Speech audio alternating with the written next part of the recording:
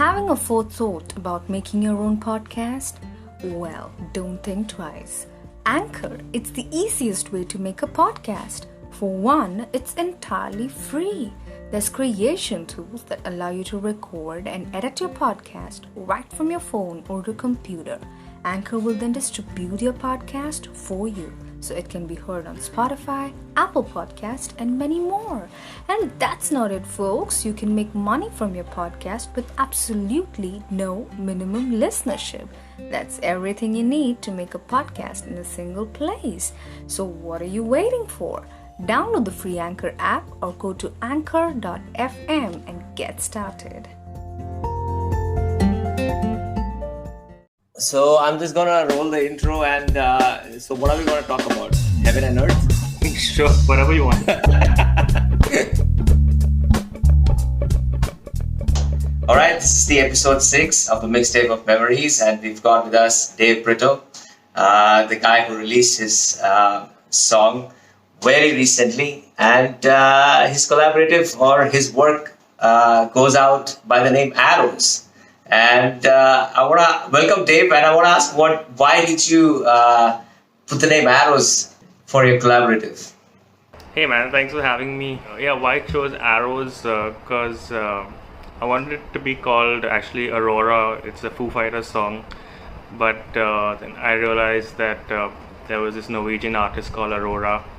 So and I wanted it to be in A because A is the first first letter of the alphabet, so it's right up there when people are searching for things. And so there's another Foo Fighters song called Arrows from their album called Concrete and Gold. So hence I picked that because I love the Foo Fighters also. You love the Foo Fighters. Who from Foo Fighters? Dave Grohl? Who's it? Yeah, man. Dave Grohl, the whole band actually. In fact, from the first record right till the one that came out this year, Medicine at Midnight, just fanatic. All right. So you're a rock fanatic or you're a music fanatic? Started off as a rock fanatic, but through my job, I've been able to open my ears to other sounds and appreciate them. So yeah, I listen to all kinds of music: electronic, rock, punk, funk, R&B, soul, jazz, blues, you name it. All right, cool. So your ears are tuned to everything, right? So just want to understand, your job, you write and you take interviews, right? So you're at a show where we're talking about your music, but I just want to know, how is it talking to people who are at the who have kind of brought rock into India or brought or taken music in India at a different level, and have been continuing. You've done interviews or you've spoken to many people at these level, and your recent collaboration with Siddharth is also something similar. He's like a musical stalwart, right? Yeah, definitely. Man, it's definitely been a privilege and honor to talk to some of these people, like Uday Benegal, who's forefront of Indian rock with Indus Creed and Rock Machine, and of course Louis Banks, who's one of India's best jazz artists, of course. And even Siddharth, man, being the awesome musician that he is. It's just it's a privilege and honor to be able to talk to all these people and know their stories and how they got to where they are, and also how their music has helped younger artists get to achieve their goals and dreams as well. For the song Buried to Dust, how did you get in touch with Siddharth? How was the collaboration? And did you choose Siddharth is going to sing this song, or how did it happen? Yeah, man, it's funny. So Buried to Dust originally started off as an incomplete song I had in 2011 or 12, and then a friend of mine a few years ago showed me a poem he'd written called Buried to Dust. And so I took that half-written song I had and his poem, and I put it together to finish the entire song. And I took it to my friend Ayan Day, who was a producer, and he said, man, Siddharth would be great on this song. And this was a few years ago, and at that time, it was still the song was still on the shelf, and I hadn't thought of doing anything with it. And through the years, I've interviewed Siddharth a couple of times, and we've sort of became friends through that, and would see each other at gigs and just say hi and talk a bit. And I think in December he put out a post on social media saying that he's up for producing indie artists and people get in touch with me. So as soon as I saw that, like, I texted him and sent him the demo, and we started working from there. And yeah, went through the process. Like, he brought a lot of his gear over to my place also, and we recorded the entire song here. He produced it as well as singing on it. And through that process, yeah, we became really good friends. Like, he would stay some nights over for dinner. We'd go out for coffee, like, if the sessions were too long, and this grew a friendship more than just collaborators. That's great to know, man. So music brought two people together. Just wanted to understand Buried to Dust. This is what I understood. Right? I don't know if I should say it. Like, it's like somebody sitting at a funeral pyre and is talking about somebody going away. Is that the song? What's the song about? Is it a relationship breaking down, crumbling down inside a person? What is it like? What's the meaning of the song? The song is basically holding on to a legacy of someone that is no more. So it could be a friend, it could be a person that you idolize who you never even met, but trying to immortalize their legacy and trying to keep it intact so that future generations and people down the line know about what they've accomplished and what they did. Mm-hmm. So I'm nowhere close to understanding the song, but I love the music. No, but I mean, it's fine. Like, it's up for interpretation. Like, if you feel that way, so be it. Like once the song is out, I mean, it's not the artists anymore. I feel it's for people who listen to it and kind of make their own stories. And if it comforts them, then yeah, well and good. Yeah, that's true. So it's like the media, make your own stories. But but what I was asking, you said it's about a person and the legacy. So is it you're writing about somebody very specific when you are writing it? So the chorus is written by my friend Denver Cardos, whose poem I mentioned earlier. I mean, I've never actually spoken to him about the specifics of what he wrote, but just the general observation of what it is.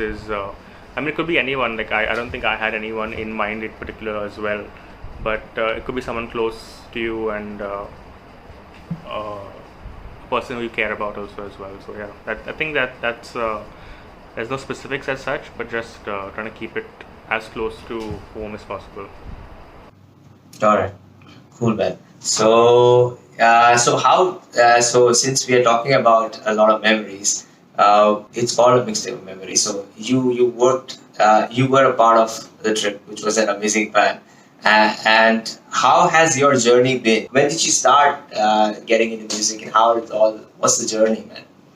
Oh yeah, I mean, I started taking like guitar classes when I was in the 3rd or 4th standard in school, and started from there basically. And then I just fell in love with rock and the grunge scene and stuff, and kind of dipped my toes in that a lot. And then in college, got into a couple of college bands before the trip formed in 2012, I think it was. And yeah, I mean, so I was in another band before that, and then I knew Joel from school, but he had gone to boarding school, so we like kind of lost touch. But he returned back to Bombay when he applied for college here, and I ran into him once on the street. He was playing guitar like on the pavement, just sitting down and playing. And I didn't know at the time that he could sing. I knew he played drums, yeah, but I didn't know he sang as well. So we'd been in a band before that where he played drums and I was playing bass as well. And then yeah, we just started talking and we said we should start something together, and that's how the trip formed in 2012. Basically started off as like an acoustic 3-piece setup, and then it morphed into this 6-piece kind of heavy rock, alt rock vibe. And it was a fun 4.5-5 years we had playing gigs around the country and festivals as well. And we even put out a couple of singles and an EP. So it was a good run we had, and we're all still good friends. The WhatsApp chat is still online, and although like we can't play anymore together since members are scattered around. So yeah, it was fun. That was the journey with the trip, and great learning experiences that I think I'll cherish for a long time. Great, man. So I asked Joel also last time, would you guys come back together? So what do you think? I mean, yeah, if everyone's in the same place at the same time, and if an opportunity arises, then yeah, why not? We kind of actually did that once, I think in 2019, just before the pandemic. I think this was, or it might have been early 2020, I think, where we hadn't played together for a long time, and we played a gig, I think at Carter Road Social in Bandra, and that was fun to play again together. But yeah, if it happens again, then yeah, I'm definitely up for it. All right, cool, man. So you said you don't sing. Like you haven't tried singing, or is that you said that okay, I've tried and I don't want to do it anymore. No, I've tried. I'm pathetic at it. I know it, and I'll be the first one to raise my hand up and say that I'm a terrible singer. And I never sang ever. Like even in the trip we had Joel who sang vocals and Ralkis and Ronaldo would do the backing vocals. But yeah, I have a terrible voice. But I love writing songs and I love creating melodies. And if I can't do it, I'm lucky that I'm able to collaborate with amazing vocalists. Like my first Arrow single, Spaces, featured Vernon Arona. He sang on it, and yeah, and even at gigs also I've had different collaborators come up. Like the girls from Symmetry sang one gig, Nathaniel Mukhtiar, a bunch of very cool vocalists. So it's been fun collaborating with different vocalists and also seeing how they bring their own style to the songs and sometimes kind of tweak the melodies a bit. Like I think Sachi at one of our so far gigs, she tweaked the melodies for one of the songs and made it. I think it sounded better when she did it. So it's always great to have collaborators like that. Great, man. Like you gonna make a lot of friends. Like just collaborating, you're gonna make a lot of friends. You'll be the musician who everybody knows. So what is your what is your ultimate aim? Like you're gonna keep on making music. Do you have a vision about your music? I kind of take it day by day. Actually, I don't look too far ahead. I try to like live in the now and see what's happening like right now and try and control what I can control, because you can't control the future. So basically, yeah, I definitely want to keep writing about artists and in terms of what I do for a living, but on the side, try and write as much of music as I can as well. And since like I said, I don't sing and I don't produce, so I'm always looking for creative people and like-minded people to work with. So I think to answer your question, that's the vision, to find more people who I think are on the same wavelength as me to collaborate with. Mm-hmm. Okay, so so you see that your writing is gonna be like a mainstay. Is writing in the sense writing for a journal or an electronic medium that's gonna be there always, or like why can't you jump into music full time? Like just make music. Like I just want to know. Yeah, that's a good question. I mean, first of all, I feel like there are only a handful of music journalists in our country, and of that handful, only a few who are like passionately driven to do it. Because I've seen a lot of people dive in and out of it, and like I don't feel like I want to do that, because I studied journalism, and music journalism was always something I wanted to do, and to give back to the indie scene. Because I feel I got into it very early as an artist, and it gave me a lot of opportunities. So I feel like I have that experience and kind of know what it is to be on the other side of the shoe. Because being a young artist, you don't get a lot of opportunities sometimes, and you send a lot of emails and no one replies. I mean, we'd been through that as the trip. So I feel like if people are writing into me and they're new artists and putting out their debut singles, and if the song's good, that there's something I can do to help them, definitely want to keep doing it. So yeah, I definitely see myself to still be writing and be a music journalist, because I think that's something that I'm very passionate about and want to continue doing. Great, man. Great. So you're pretty clear on that.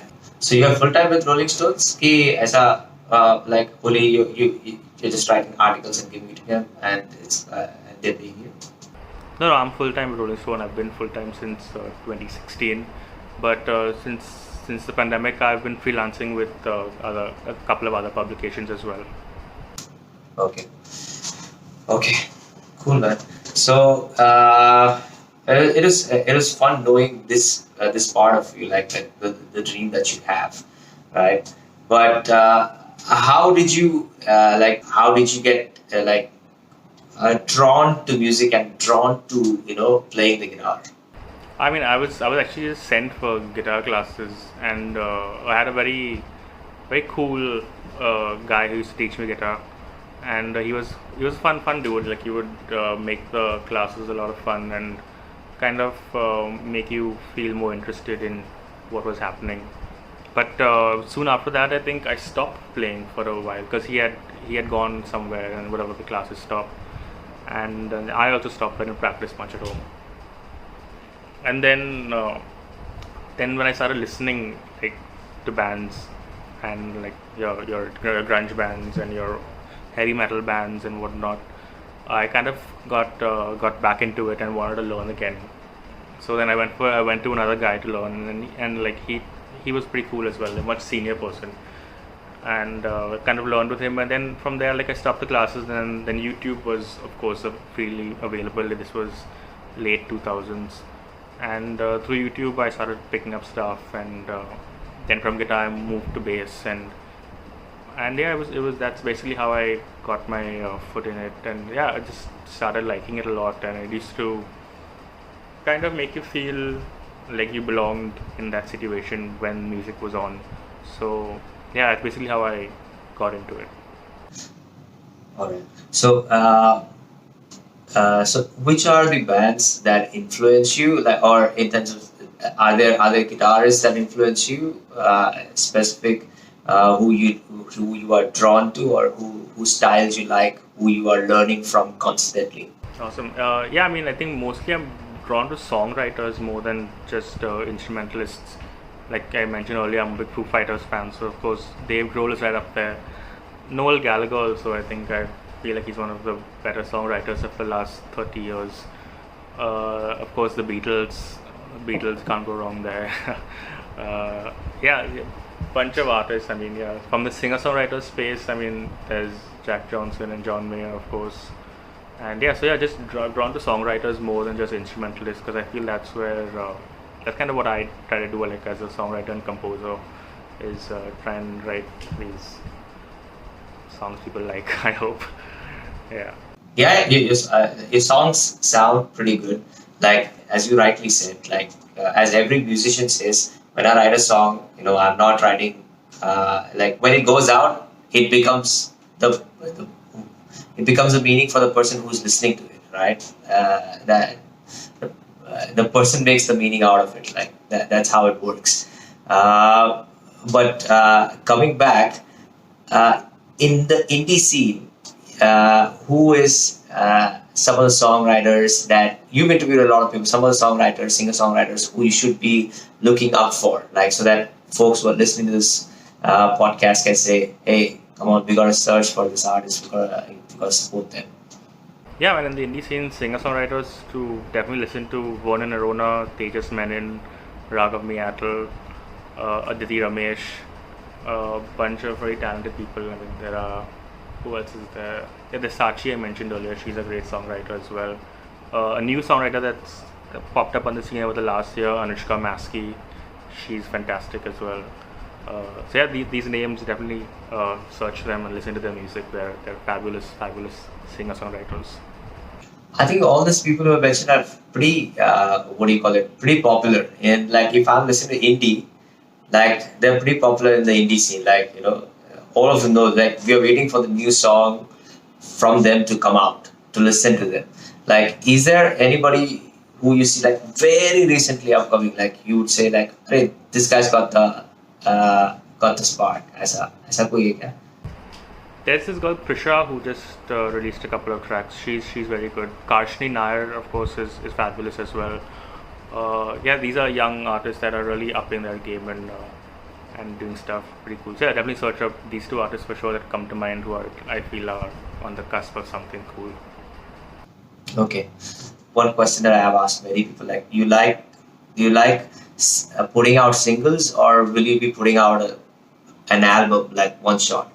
Yeah, at the moment I'm only focusing on putting out singles, because the thing is that each collaborator is very different, and to kind of have that cohesiveness of a body of work in an album or EP, to find that structure and flow, I feel would take me a little time to address. So for right now, I think the focus is mainly only on singles. Okay. Okay. So yeah, again, one more question that I've asked, because most of the people that I interview are like singer-songwriters. Is there events from your life that you experience mostly in the song, or in the songs that you write? Or how does it work? Or is it like any given Sunday you wake up and you're like, all right, this is how I feel and I'm gonna write? Like, is it about today, or is it about many things from the past that you pick up? How does it work when you write a song? Yeah, definitely. I write about experiences. I think that's the best way a songwriter can convey their message. Like my debut single Spaces, I think if you listen to it, it's quite self-explanatory. I'm not going to go into it, but yeah, if you listen to it, you'll understand what it's about. Just in a nutshell, it's basically about a relationship that didn't work. But yeah, so it was a pretty hard time, and that song kind of helped comfort the situation. And so yeah, like to answer your question, I write about experiences, and there's a couple of songs in the works currently that I'm planning on putting out. One is like in the mixing and master stage, which I'm very excited about. That song too is about an experience, and so planning on releasing 2 more songs this year. So looking forward to putting those out. Okay, cool, man. So is there anything that you want to know from me? Yeah, tell me about how you got into podcasting, man. All right, okay. So I got into podcasting during the lockdown, okay. But I got into podcasting there are 3-4 things that I love a lot, like coffee. I love HR because I'm an HR, and I love music. A lot of things. When I grew up, my father used to make music, and my father used to make me listen to music every time. You used to sleep and listen to music. So you would listen to folks like Richard Gere, Play the Man, or you would listen to Eve. You would listen to Boney. Imagine listening to a disco song and sleeping. Okay, so have been always musically inclined. So my memories, like you said, are inclined or are attached to this music. Now, as I grew up, and now I'm 35. So at 35, when I look back, okay, this music brings me back to this time, right? So that's how I've seen that there are many other musicians and artists who need a space. They are very, very, very good at conveying a certain message, and then music is also good along with the writing part. So I said, can I provide a platform? I started by talking about HR, which I deeply love it. I'm completely into it, right? And in terms of music, I only have this much. I have listened to a lot of music, and now that I see in the digital space, there are a lot of musicians coming up. I noticed it during the lockdown, and I said, okay, I want to give them a platform, and that's how this whole thing started. So yeah, so that's how it is. That's pretty cool. Do you also play any instrument or anything? I play the guitar. I play the guitar. Yes, I do. So is there anything that you want to say? Yeah, I just want to say that I have 2 more songs coming out this year, so keep your eyes and ears peeled, and some pretty cool collaborators on those songs as well. And so I think the next one I think I want to drop in either June or July, followed by the third one in I think maybe November. Okay. So why do you schedule it? I don't know. You also said Aurora, and it comes up first. So anybody I speak to, they're like, okay, this thing matters a lot. Like your digital presence, your the way the searches work. I want to be promoted digitally. For me, I mean, I don't think numbers are definitely not important. I try telling people that a lot. Like, don't bother about numbers and how many followers you have and whatever. That's not important. Just focus on the craft and the art you're making, and let that speak for itself, and then your numbers will automatically develop through that. Yeah, we are at 268 since 1 year. The numbers are not developing. Just keep working hard, man. It'll happen. Yeah, it'll happen, man. And it was a pleasure talking to you. Thank you for giving us your time, Dave. And hopefully, if we survive, we'll meet again. For sure, man. Thanks for having me. It's been a pleasure. All right. Take care, Dave. Bye. Sweet. Sitting by the fire, listening to words of gold, knowing that they won't be said no more. Purgatory to all these elements from me. How's it gonna be when you're not home? Everything crumbled over me, and why did we not see? Bury the dust, bury the dust within the sea. Bury the dust, bury the dust when we bleed. Bury the dust, bury the dust. Can't you see that you're buried within me? Everybody's on their own, nobody's looking out for anyone anymore. She takes a step closer to death while everybody's watching, nobody helps. Everything crumbled over me, and why did we not see? Bury the dust, bury the dust within the sea. Bury the dust, bury the dust when we bleed. Bury the dust, bury the dust. Can't you see that you're buried within me?